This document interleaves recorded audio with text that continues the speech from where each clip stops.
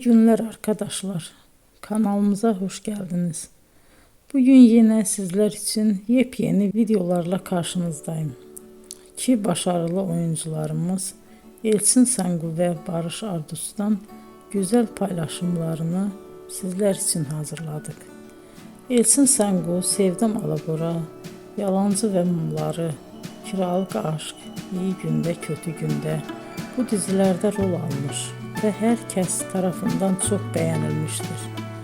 Biz de Elçin Sangu ve Barış Ardus'tan en güzel sempatik fotolarını sizler için hazırladık.